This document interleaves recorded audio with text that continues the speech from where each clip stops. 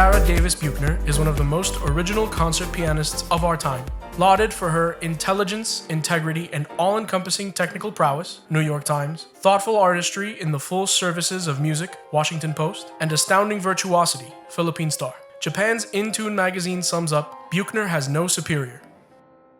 Sara Davis Buechner is considered one of the world's foremost Mozart specialists. Miss Buechner has a large repertoire of over 100 piano concerti, including all Mozart's. She has performed Mozart's works in hundreds of concert halls around the world, including Carnegie Hall. Sara Davis Buechner has been a Yamaha artist for over 30 years. As a proud transgender woman, Miss Buechner also appears as a speaker and performer at important LGBTQ events and has contributed interviews and articles about her own experience to numerous media outlets worldwide.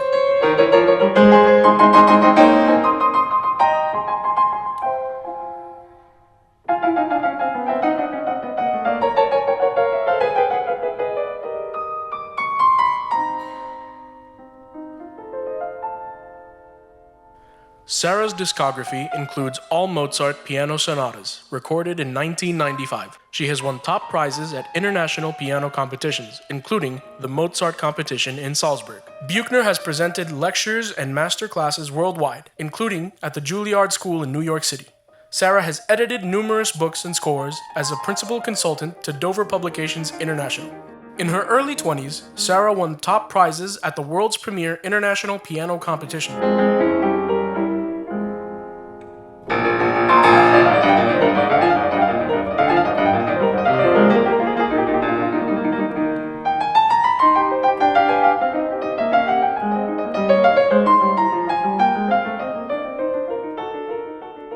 She has performed in every state and province of North America as recitalist, chamber musician, and soloist with top orchestras like the New York Philharmonic, San Francisco Symphony, and Philadelphia Orchestra in venues such as Carnegie Hall, the Kennedy Center, and the Hollywood Bowl. She has toured throughout Latin and South America and Europe, and she enjoys a special following in Asia, where she has been a featured soloist with the Sydney Symphony, New Zealand Philharmonic, New Japan Philharmonic, and Shanghai Philharmonic, among many others.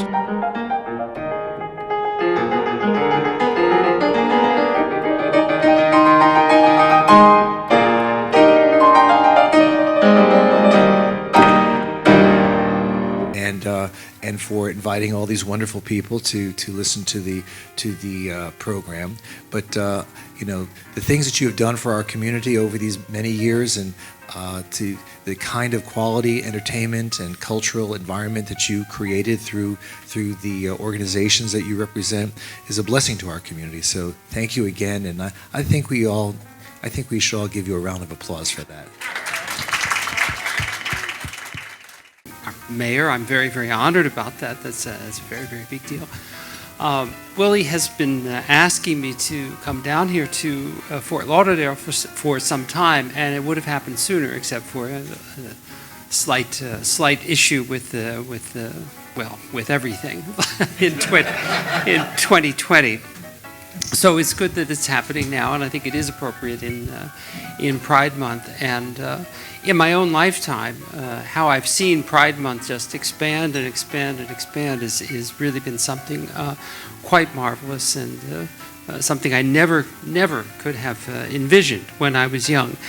And I think as much as I'm going to play the piano for you tonight, I'm also going to talk to you about my own life as a transgender person, and so much of what I've been able to see and enjoy as an adult is things that as a child I never could have envisioned. And those are mostly very, very happy things, and good developments and positive change. And I think in this year of 2021 we have an awful lot of really wonderful things to celebrate. So we're all here to celebrate, and the sooner I get through this,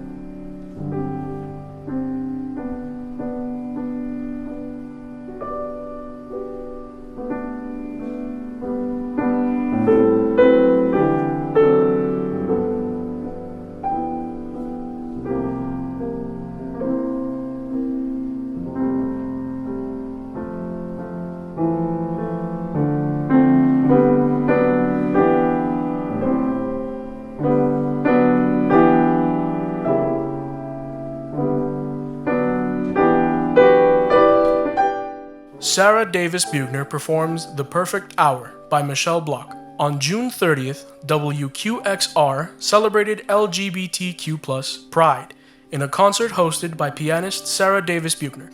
The program featured musicians from the LGBTQ+ classical music community, including members of Chamber Queer, highlights from the operas of Life Partners, and composers Mark Adamo and John Corigliano, and a performance from Sublime, BBC Music Magazine violist Jesus Rodolfo.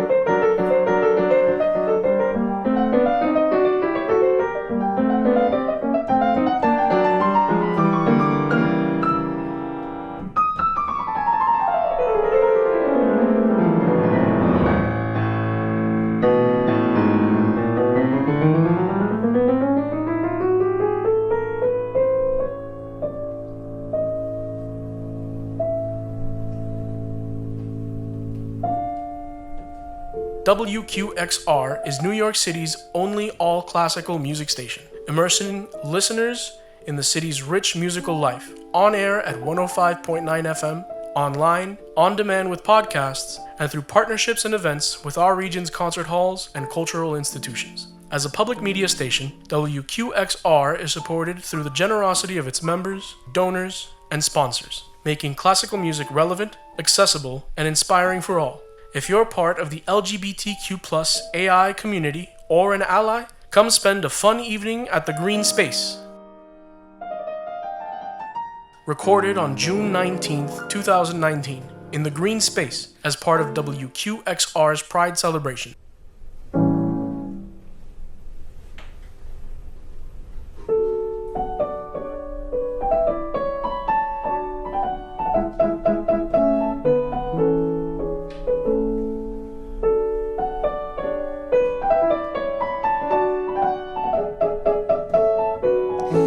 As I got a bit older, into my later teens, of course, I had to think about college, and it was determined I should leave high school early and get out of Dodge, or as I called Baltimore, And I went to New York City to study at the famous Juilliard School. And there I began to learn very, very important lessons about all kinds of things. My father drove me up to New York in his beautiful, dirty pickup truck and dumped me in Greenwich Village so I could rent my room from an alcoholic woman who was having a vicious divorce from her husband, who was an NYU professor. You know, at the age of 16, this is exactly what you want your kids exposed to, naturally enough. And my very first piano professor at Juilliard gave me the greatest lessons of all, in that he was usually drunk for my lessons and slept through hours and hours of some of the greatest piano repertoire, some very fine performances of Beethoven, Brahms, Chopin, Mendelssohn. All were obviously so good that he snoozed happily through them. And at some point I realized that I would either have to just sort of turn around and run back to Baltimore in search of an education or deal with things. And I began to go to the Juilliard Library, a magnificent resource, and I literally took out volumes from A through Z. The first 2 years I was in Juilliard, I would probably take out 3 or 4 volumes and then take them to the practice room and start my practice day with 2 hours of just reading through things that I didn't know. Because up and down the hallways I could hear some of the greatest young pianists in the world all practicing music that I had not heard, that I didn't realize what it was. And it was a kind of a great grounding in a sense. It taught me how to sight read quickly, how to transpose, how to work with singers, how to do all kinds of things that my teacher didn't teach me. As well, it taught me the reality of diversity. I think we have a stereotype of classical pianists, particularly. They sit down, they play a little bit of Bach, a little bit of Beethoven, then you have your wine and intermission, and then you finish with a little Prokofiev, some pizzazz, something or other. But there are so many composers whose works I discovered in those aisles that I'd never heard of Duschek and Janáček and Clementi and George Frederick Pinto. You can't make up names like that. Turina, the great Spanish composer, all kinds of great music that I never heard pianists play. And I realized the classical canon is so very, very Catholic that now that we see the word diversity sort of everywhere, I think to myself, well, you know, this diversity is always there. It's just, are we aware of it, or are we blind to it? Or do we choose not to embrace it? It's all around us, and it's wonderful, and it makes the piano so very, very colorful, and the whole world of music so deeply accessible. In addition to the piano practice, which at that time in my life was 8 to 10 hours of my life every day, and as it was for most of my classmates at Juilliard, there was this just inner tension just boiling under me that I was just so devoted to the music, and I buried so many things under me. And I became very sick. When I was 18, I nearly died from a bleeding ulcer. After this, my parents saw that I got some psychiatric help. I was sent to the president of the American Psychiatric Association, who had a kind of a dark dungeon of an office in Gramercy Park. And there you would have to go down these stairs to enter into his office, and it was total blackness, a little bit like this room, only without the happy face. I assure you, there was a huge portrait of Sigmund Freud on the wall. There was a table next to the chair with some African totems on it. And I remember when I walked in for the first time, I was so disappointed. There was no couch. I wanted to lay down, you know. I was tired. And I couldn't. There was this sort of leather chair anyway. So Dr. John Schimmel looked at me through his beady eyes, and he had glasses, and he had a goatee beard and so forth. And I was terrified out of my mind. And I almost said to him, in the movie of my life, I will say it, doctor, I think I can help you, but it's going to take 5 sessions a week for a number of years to straighten you out. Anyway, about 9 months later, I called my parents and lied to them that Dr. Schimmel had pronounced me perfectly cured and that everything was fine, and they were happy not to have to pay I think it was $85 an hour back then, to this educated gentleman.